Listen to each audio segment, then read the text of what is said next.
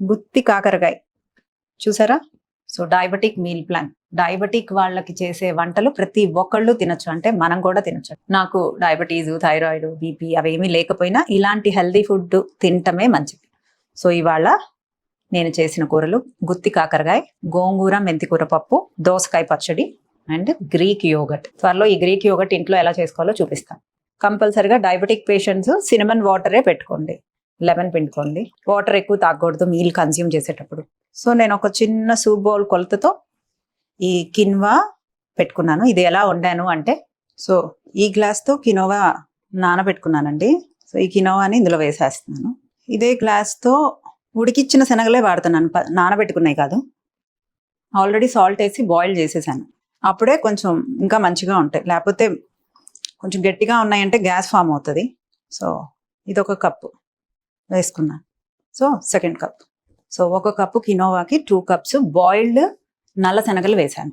దీంట్లోనే మొలకెత్తిన మెంతులు కొంచెం కలిపేస్తున్నాను, ఇవి చేదు ఉండవండి. దీంతో 1కి 2 కొలత వేస్తున్నాను. ఆల్రెడీ శనగలు ఉడికినాయి, పర్లేదు. సో దీన్ని విజిల్ రానిచ్చుకుందాం. సో చక్కగా ఉడికిపోయింది చూడండి. సో చక్కగా 1కి 2 వేసాము ఉడకపెట్టిన శనగలు. 1కి 2 వేసినా కూడా అంత ఎక్కువగా అనిపించట్లేదు, అది ఉడికిన శనగలు వాడాలి.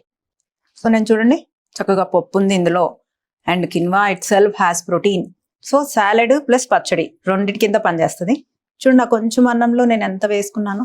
సో చక్కగా ఈ కూరలన్నీ తినేద్దాం, అప్పుడు కడుపు నిండిపోతుంది. ఈ కొంచెం కిన్వాతో కూడా కడుపు నిండి. ఇందులో ప్రోటీన్ ఉంది, ఇందులో ప్రోటీన్ ఉంది, ఇందులో ప్రోటీన్ ఉంది, ఇందులో ప్రోటీన్ ఉంది, అండ్ ఇందులో ఫ్యాట్స్ కూడా ఉన్నాయి.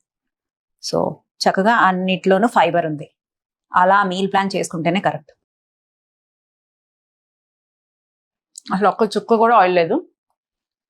పచ్చడి ఎంత టేస్ట్ ఉందో ఎలా చేశానంటే, సో నేను కొంచెం ఆవాలు వేస్తాను, లైట్గా ఆవాలు, ధనియాలు, ఇవన్నీ పచ్చివే, జీలకర్ర, కొంచెం పచ్చిమిర్చి. ఇది సలాడ్లో చాలా బాగుంటుంది. సో చింతపండు పులుపుకి తగ్గట్లు. నేను అల్లం ఇస్తాను, కొంచెం అల్లం వేస్తాను, అండ్ వెల్లుల్లి. సో సాల్ట్ టేస్ట్కి తగ్గట్లు.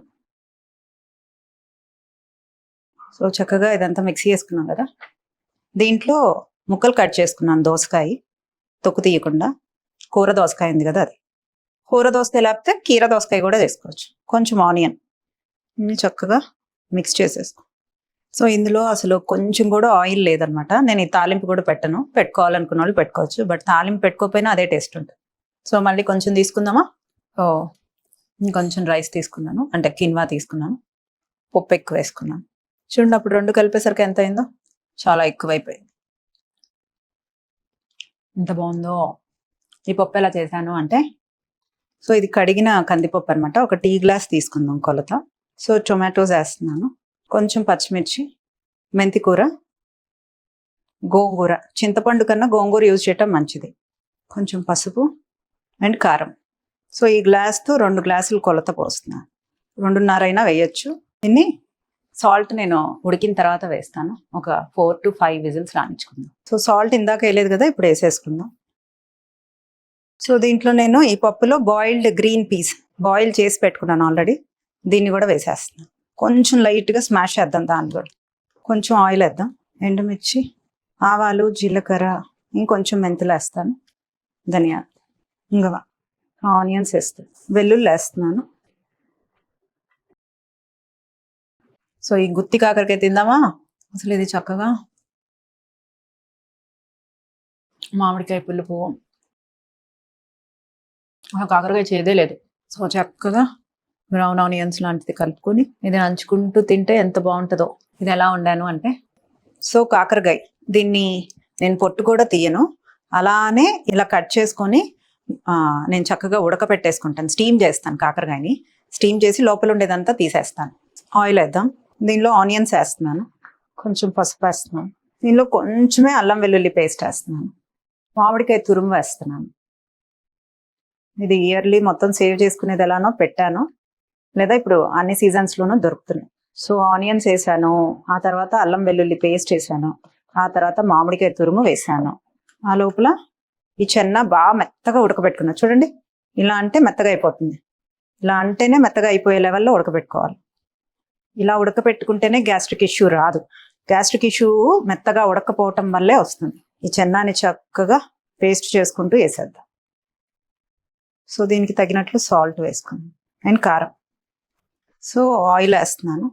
సో ఇలా చక్కగా మంచిగా కూరుతాం. చూసారా?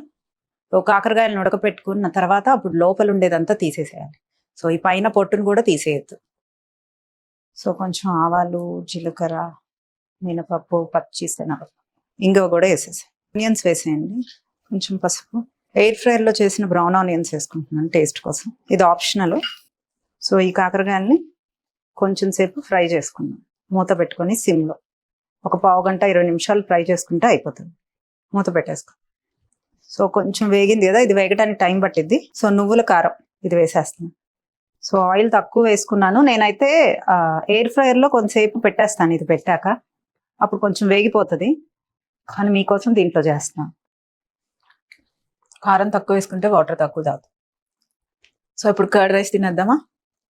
సో గ్రీక్ యోగర్ట్లో ప్రోటీన్ చాలా ఎక్కువగా ఉంటుంది.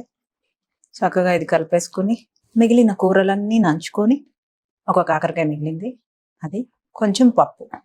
సో చక్కగా 3 గిన్నెలు ఖాళీ, వేపుడు ఖాళీ. ఇలా కలుపుకొని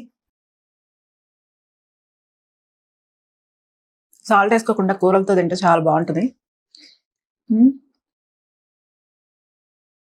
అండ్ అస్సలు చేదు లేదు. మనం మామిడికాయ వేసాం కదా, ఆ పులుపు తగులుతుంది. అండ్ చక్క ఎయిర్ ఫ్రైయర్లో కనుక కొంచెం వేపి మళ్ళీ వేపుకుంటే అసలు ఇంకా మంచిగా ఫ్రై అవుతుంది. చాలా బాగుంది. మీరు మస్ట్ ట్రై చేయాల్సిన కర్రీ. సో ఈ విధంగా వండుకొని తింటారు అని నేను మీకు చేసి చూపిస్తున్నాను. డెఫినెట్గా save it, share it and have it. ఇది చాలా చాలా హెల్దీ రెసిపీ. Thank you.